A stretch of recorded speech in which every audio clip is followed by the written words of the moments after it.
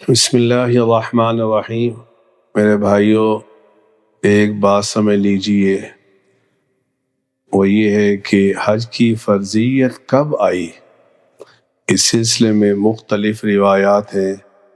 بعض روایات میں ہے کہ ہجرت کے 5ویں سال، بعض میں 6 سال، بعض روایات میں آتا ہے 8ویں سال، اور بعض روایات میں آتا ہے سن 9 ہجری کو حج کی فرضیت کا حکم آیا، لیکن امام الانبیاء علیہم الصلاۃ والسلام نے سن 10 ہجری کو حج ادا فرمایا۔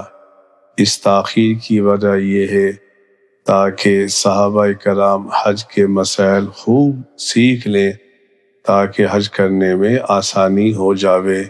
اس لیے میرے بھائیوں، حج کرنے سے پہلے اس کے مسائل سیکھ لیا کرو۔